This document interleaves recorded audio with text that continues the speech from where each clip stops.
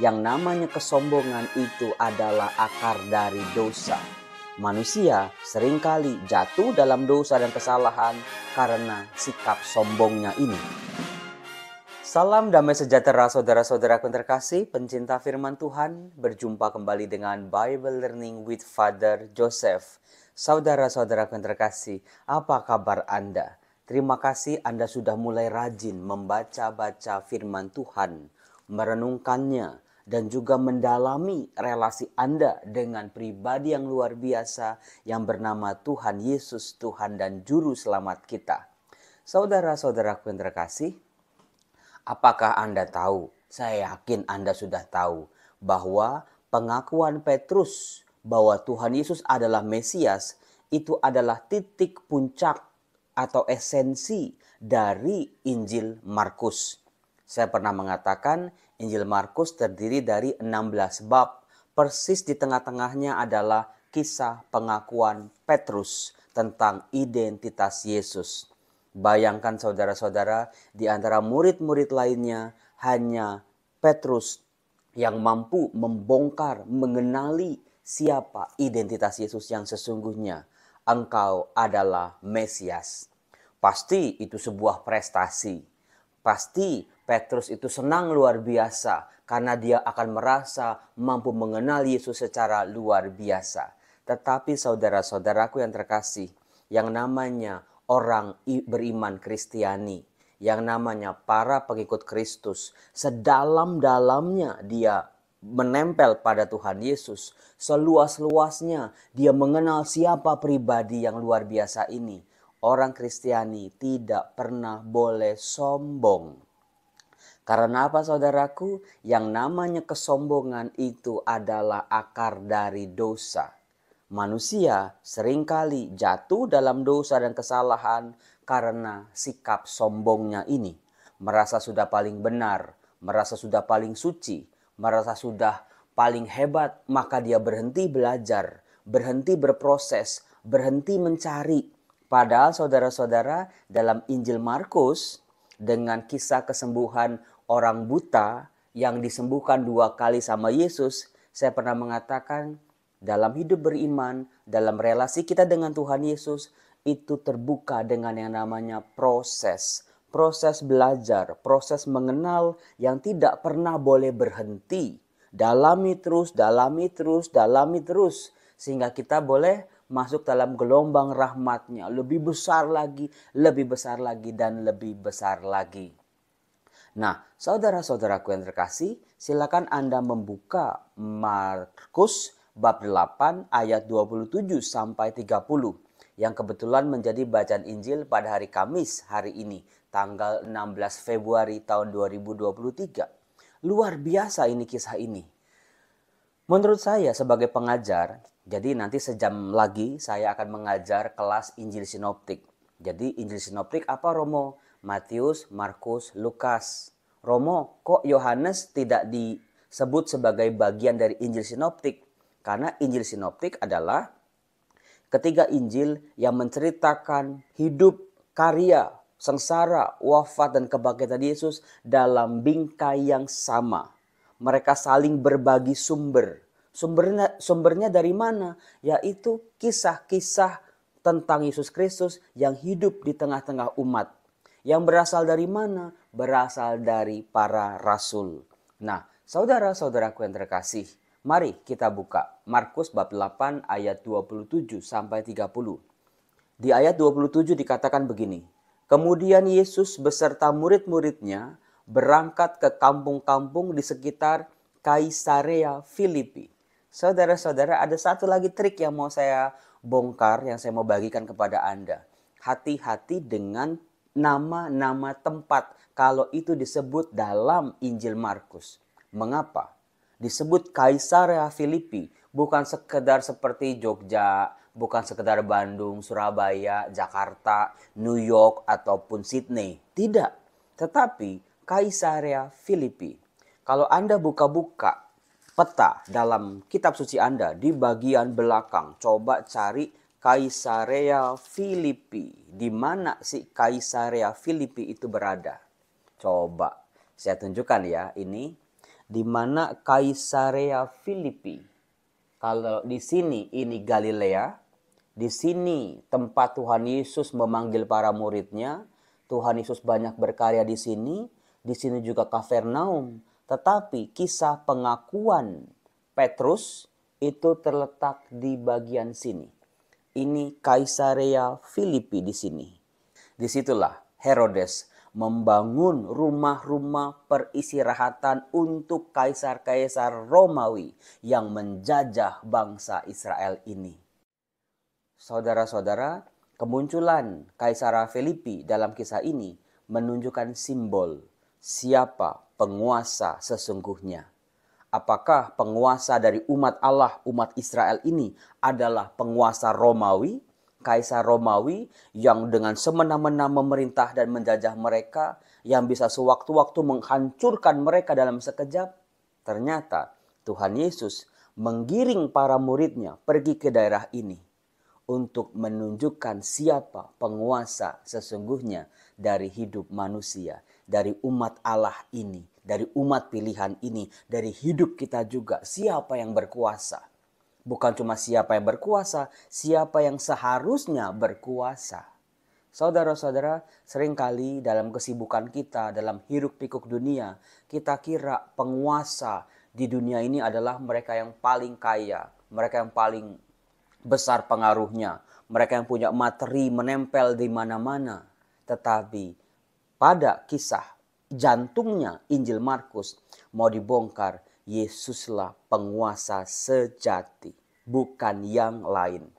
Nah, dikatakan di tengah jalan ia bertanya kepada murid-muridnya, kata orang, siapakah aku ini? Kata orang, siapakah aku ini? Luar biasa pertanyaan Yesus. Yesus tidak langsung menunjuk menurut kamu siapakah aku ini. Tetapi apa yang kamu dengar dari omongan-omongan orang tentang siapa aku. Bagaimana mereka mengenal aku. Bagaimana mereka memahami jalan hidupku, pewartaanku, kehadiranku, karya-karya kesembuhan, karya-karya mukjizatku. Jawab mereka, ada yang mengatakan Yohanes Pembaptis, ada juga yang mengatakan Elia. Dua pribadi ini saudara-saudara adalah tokoh-tokoh besar. Elia tampil dalam perjanjian lama sebagai tonggak utama kenabian. Karena apa? Elialah yang bertempur dengan 300 nabi-nabi palsu dan Elia berjuang atas nama Tuhan. Dan luar biasanya Elia menang.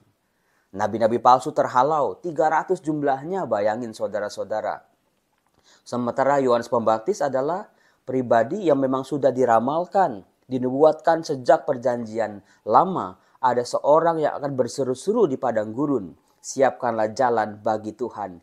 Inilah waktu keselamatan itu. Dikatakan ada pula yang mengatakan seorang dari para nabi. Nabi yang selalu berbicara tentang Tuhan, tentang rencana Tuhan, tentang kehendak Tuhan. Baik dari nubuat penghukuman, nubuat pemulihan, nubuat keselamatan, atau juga harapan-harapan yang akan datang. Nah, tidak puas dengan apa yang dikatakan orang tentang dirinya, Tuhan Yesus bertanya lagi, tetapi apa katamu, siapakah aku ini?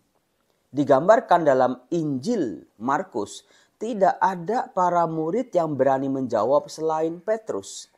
Petrus berkata, engkaulah Mesias. Lalu Yesus melarang mereka dengan keras supaya jangan memberitahukan kepada siapapun tentang dia. Saudara-saudaraku yang terkasih, kalau Anda dalam Injil Markus, dalam Injil Yohanes juga, ini paling kelihatan.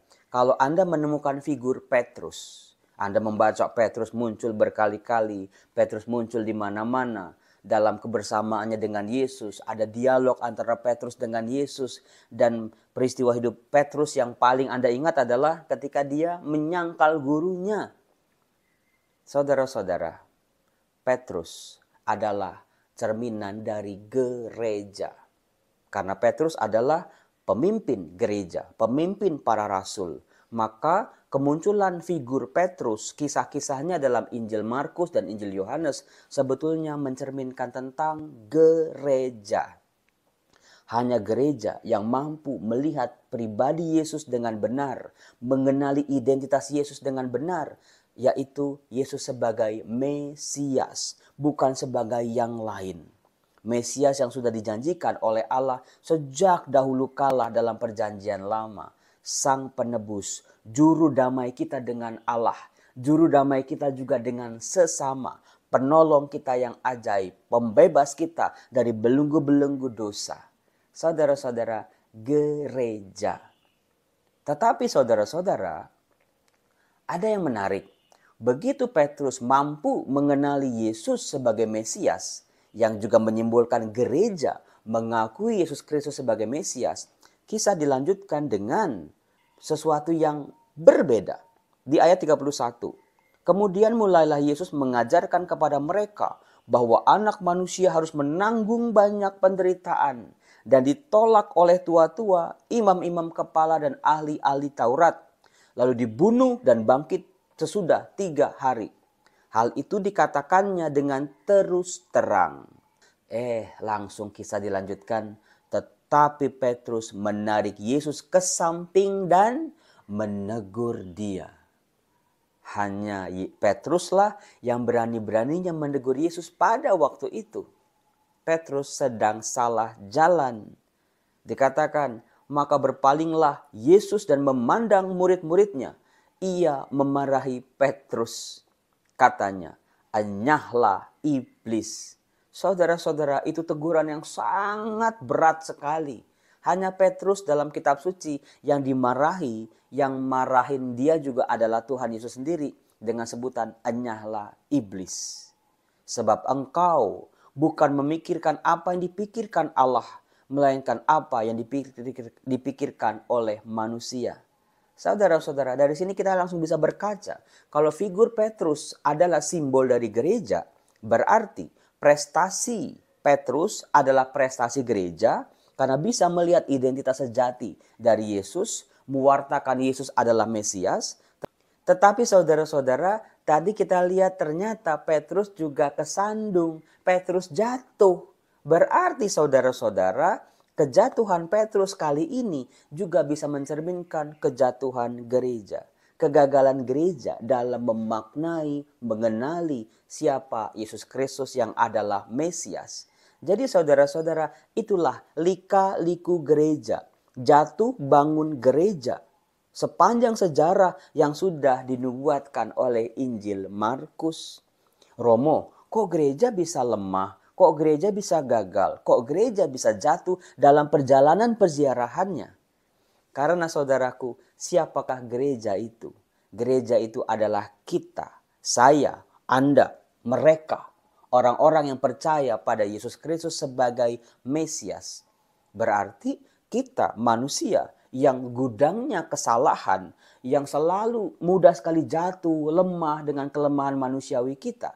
Kita gagal, bangun lagi, gagal lagi, berhasil lagi, gagal lagi. Itulah wajah kita saudara-saudara yang lagi-lagi sudah dinubuatkan oleh Injil Markus. Bahwa perjalanan murid-murid Yesus, perjalanan gereja akan penuh lika-likunya, jatuh bangunnya, gagal berhasilnya. Romo, kok bisa begitu sih? Kan gereja kan harusnya bisa memberi kepastian buat kita umatnya untuk bisa berpegang pada kebenaran sejati. Nah, kisah ini harus dibaca dengan kisah sebelumnya. Kisah orang buta yang disembuhkan oleh Tuhan Yesus 2 kali. Ya enggak? Yang pertama, si orang buta itu kan gak bisa melihat. Lalu diludahi matanya oleh Tuhan Yesus. Lalu diletakkan tangannya. Lalu dia bisa melihat. Dikatakan dia bisa melihat orang tetapi rupanya seperti pohon. Apa yang dilihat oleh orang buta itu tentang Yesus? Ya seperti pohon yang bergerak-bergerak. Jadi meskipun dia bisa melihat, dia belum bisa melihat dengan jelas. Maka dari itu diperlukan sebuah tindakan penyembuhan lain lagi. Karya Allah lagi, campur tangan Allah lagi, meletakkan tangannya atas orang itu. Baru dia bisa melihat. Saudara-saudara, di sini kita bisa belajar Petrus, kalau dia berhenti pada pengenalan Yesus adalah Mesias, iya benar, enggak salah, itulah puncak pewartaan iman gereja. Tetapi Petrus tidak pernah boleh puas dan berhenti. Memikirkan hanya pemikiran manusianya saja. Demikian juga gereja, orang-orang yang percaya pada Yesus ini tidak pernah boleh sombong, berhenti merasa puas dalam mengenal Yesus dan mewartakan Yesus. Gereja pun dalam peziarahannya harus tetap terus berproses dan berkembang sampai nanti pada akhirnya.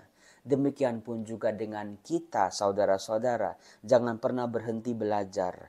Jangan pernah berhenti membaca firman Tuhan. Mencoba mengenali lagi, mengenali lagi, mengenali lagi. Sebab kalau kita berhenti, jatuh pada kesombongan.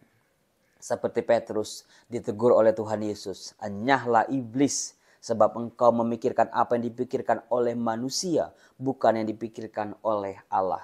Semua tindakan pelayanan gereja, semua pelayanan kita, semua pewartaan kita harus sesuai dengan pikirannya Allah, kehendaknya Allah, bukan kehendaknya kita.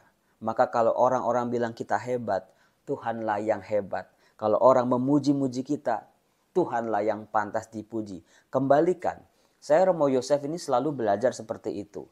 Karena kadang-kadang saya itu ya dipuji-puji sama orang. Tapi kadang-kadang saya juga dicaci maki sama orang. Digoblok-goblokin itu hampir setiap hari di kolom netizen yang tidak saya tampilkan. Ketika saya dipuji, serahkan semua pada Tuhan. Kembalikan kepada Tuhan yang memang layak dipuji. Tuhanlah tempat puji-pujian manusia. Nah, ketika saya dikritik, dimarahin, dibego-begoin, dijulitin, diomongin, digosipin, itu nggak pernah juga boleh hanya berhenti untuk diri saya. Saya balikin lagi sama Tuhan. Tuhan, ini Tuhan. Tolong Tuhan. Jadi, semua energi negatif itu saya nggak mau bersarang di tubuh saya, tapi saya kembalikan. Mereka-mereka itu sedang berurusan sama penebus, sama Tuhan sendiri, bukan sama saya sebetulnya. Itulah saudara-saudaraku, jangan pernah sombong hanya karena kita sudah belajar kitab suci, sudah bertahun-tahun jadi Katolik, sudah bertahun-tahun mengikuti Yesus, menjadi pejabat-pejabat di gereja, aktivis-aktivis di gereja. Jangan pernah sombong, nanti seperti Petrus. Untungnya Petrus berjuang lagi, diproses lagi sama Tuhan, sampai pada akhirnya dia bisa menyerahkan dirinya seutuhnya. Salam damai sejahtera, Tuhan Yesus memberkati saudara.